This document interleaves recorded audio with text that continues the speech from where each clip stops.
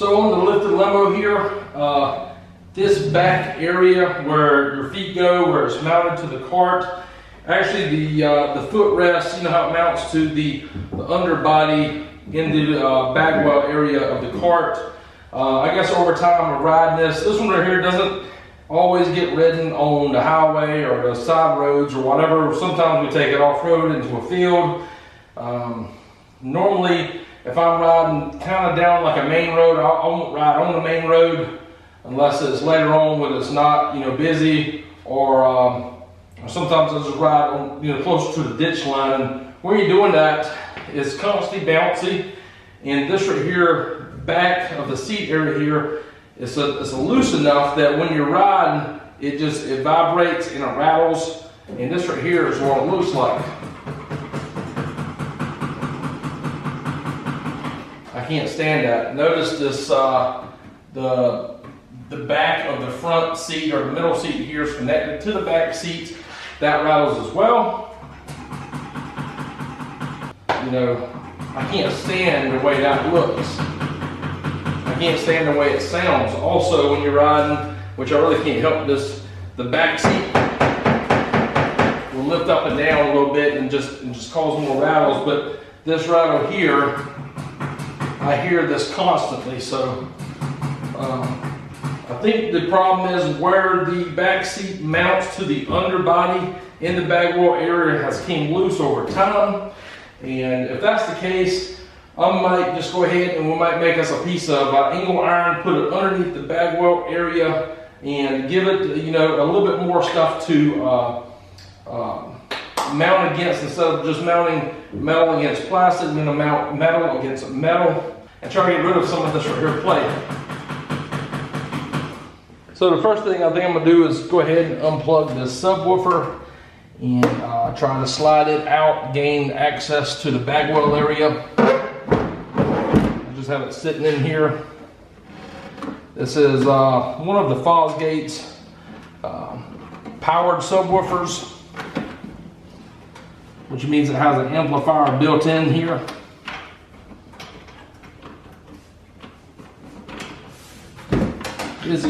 These are what I run on all of my carts.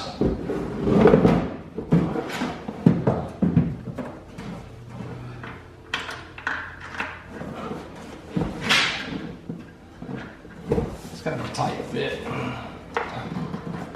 There you go.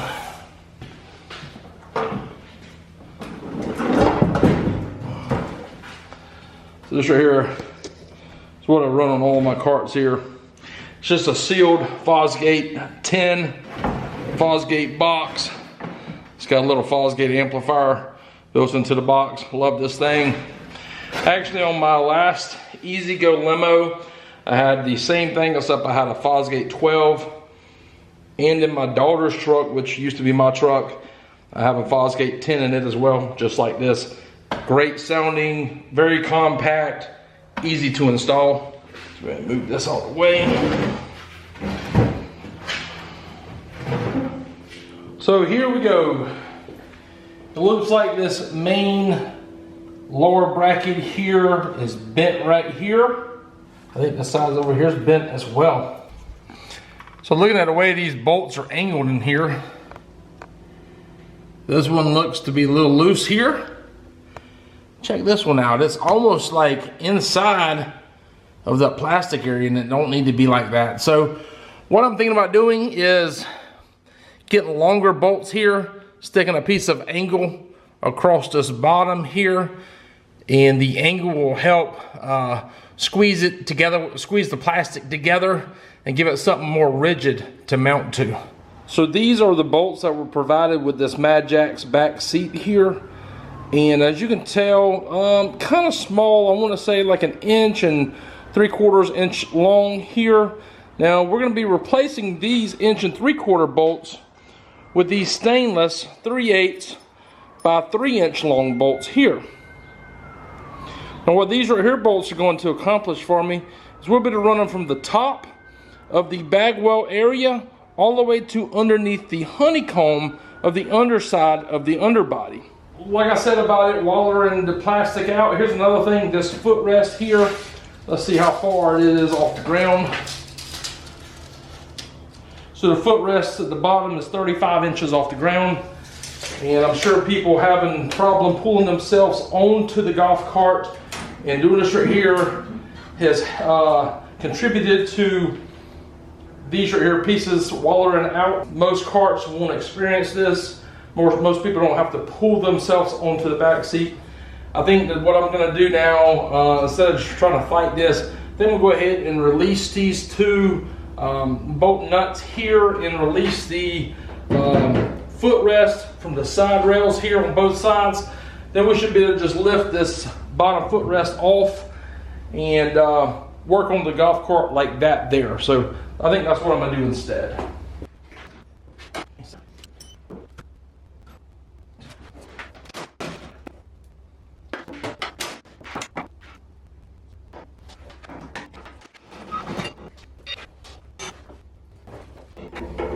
This is going to fall as soon as I get this right here off.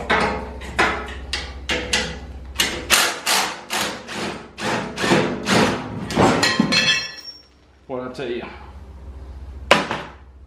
Gotta love the approach, the angle.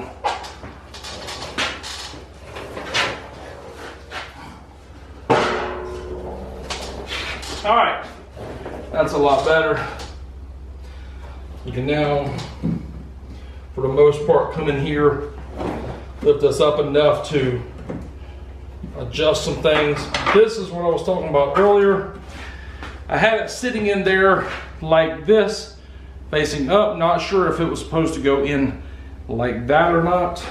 And I'm going to show you exactly why I think that. All right, so if you can see this now, this bracket, how it's angled up there, and this ridge is right here in the bottom of the bagwell area. So this little piece was like that. That's how I originally installed it. I'm not sure if it was supposed to go that way or that way. I'm pretty sure the instructions said, this is the Mad Jack's kit here, to go that way. Maybe I need to just pull some instructions up and look at it anyways. Well, both of them are like that here, and this one is done like that as well. Not sure if you can see that. However, you can see that's what's happened. People's getting into the golf cart in the back. They're pulling on the outside rails, or, you know, lifting themselves up with the foot area there, and these right here are bending backwards. Another thing I guess I could do is take some angle iron and weld against the bag here to make this right here more sturdy. So that might be another thing we should go ahead and get done while we're, you know, this far into fixing this. These pieces here are bent right here. That's where the foot rest kind of mounts there. So these aren't supposed to be bent. These are supposed to be straight. And they're bent because when people's lifting themselves onto the golf cart, since the footrest is 35 inches tall, or, you know, from the bottom of the footrest is up to 35 inches, actually when they're stepping on here, and the footrest is bending everything. So we're going to go ahead and remove these right here as well. Try to bend them back out straight. If we have to, we might go ahead and actually weld on a piece of angle iron in the back here. I didn't want to go to that much trouble, but I wouldn't want to be in this right here general section one time. I don't want to have to come back and do it again, so I might as well go ahead and do it now. So we're going to go ahead and remove this from the frame of the back seat as well. All right, so I have this bar out here. Now, as you can see where it's bent there, see that? So with the cause of this being bent, this right here is now the weak point. If I go to bend this back straight, basically it's going to weaken this right here a little bit. What I might have to do is to, you know, I don't want to do this, but I might have to grind this right here down, get a piece of angle iron, put on the back of here, weld it in place, make sure I don't weld around or cover this right here bolt hole up, because we want to be able to keep that to mount the footrest to that. However, we don't want this right here to bend any longer. You know, the thing is, this golf cart wasn't designed to have 33-inch tall tires on it, and when the footrest is 35 inches off the ground, people's pulling themselves on here. Now when they're pulling themselves on here, This right here is pushing down. When that's pushing down, it's pushing against this right here section, causing it to bend. So now we got both of them off, and they are both bent in just about that same angle. You see that there? So yeah, it's not supposed to be like that. We need to bend these back out and weld a piece in place, kind of like a support piece across the back, and try to make these things as rigid as possible. So we're back to the old shop press here. I originally bought a shop press for a motor I had one time, trying to replace the bearings. Sorry, I hit the camera. All right, let's see if we can straighten our mess out.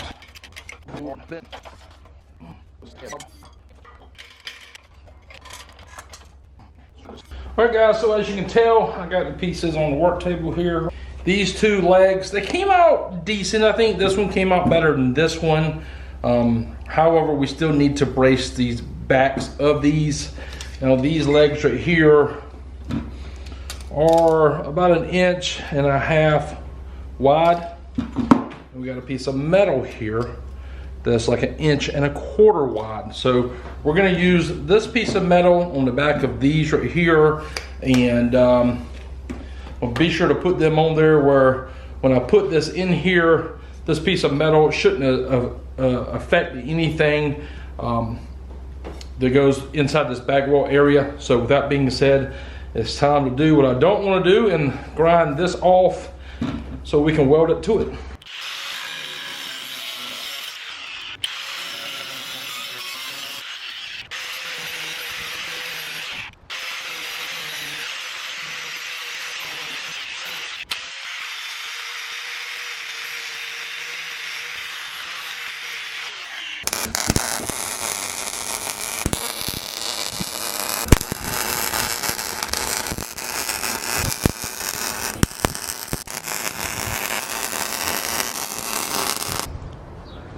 Next thing I'm going to do, I went ahead, after I welded these things, I went ahead and grounded them down. Need to go put the holes in the back of these right here now. So while I was drilling the holes, the camera battery died, so the holes are in there. And they match the top, matches the bottom of both of these uprights here. Went ahead and gave this inside layer the first coat of paint. Once it dries, we're going to flip it over and paint the outside. All right, we have one bolt right here. And we have another bolt right here. And this bolt here does not want to sit straight down because the plastic on the very top has been wallowed out, like it kept pulling like that. So exactly another reason why we're doing this today. Let's see if we can take us a measurement here. Let's say the center of that bolt here to that one is going to be around 20 5/8 or about 20 1/2. Let's just say 20 1/2 is the center between this one and that one. So we need to get us a piece of angle, let's say maybe 22 inches wide. So this angle iron here, we use this angle iron for the Cushman battery tray project. And we need 22 inches from the measurement we had inside. See if we can measure this. And got me a line there where I can see it. You might not be able to see it off camera, but it's there.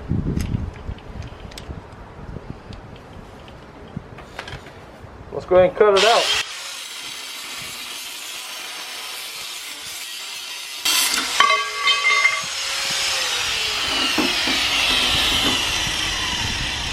There we go. So I went ahead and cut this, took it inside, put it up against the bottom bolts. I have a measurement right here. And let's see what that measurement is. 3/4 inch. And I got a measurement right here, which is right at 3/4 inch. It's between 5/8 and 3/4. I think that's good there. We're gonna go ahead and drill 2 pilot holes there. And once we get the pilot holes in, we'll go ahead and clean the rest of this up and shoot a can of paint on it as well. I'm not going to bore you through this whole process, but that's what we're going to do. And I might go ahead and test fit it before we paint it, just to make sure, because you never know. Here we go. That looks good there. So these pieces are now done. That's one piece there. And here's the back. As you can see, the hole goes directly through it. Same size hole and everything. Both sides are fully painted. So I got the pieces all painted, welded. I got the holes drilled here. Got them painted and everything. Since this piece of angle is going towards the right hand side, I'm gonna put it on this side over here. The opposite side, I have the angle on the left side. It's gonna go on the left here. We're gonna go ahead and get those in place. I got my bolts going through the hole here, and we're gonna put it, I'm gonna just put it just like it was through that little brass, that little hat or whatever, this little bushing or whatever it's called. So put the top back on now so it'll stay in place. We'll get it tightened up here in just a minute. All right, those are in. We're just waiting for the last piece to dry, and it'll be dry in just 1 second. So this is the lower piece that we've got and we've made. We've drilled our holes in it as well and painted it, and it's dry. I'm ready to, let's go ahead and install that as well. What do you guys think looks better? If we mount the channel where the lower portion is faced towards the cart, or we mount it where it's facing towards the rear? I'm thinking about mounting it towards the rear like this, so you can't see the bolts or anything if I do that. Oh yeah, feels nice and tight.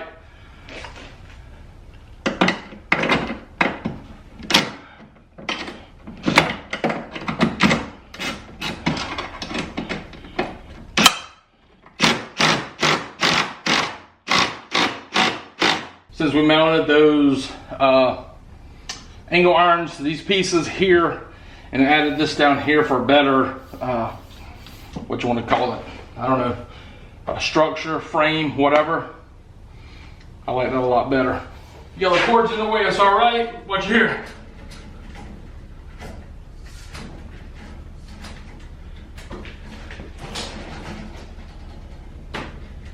Whole cart's moving now.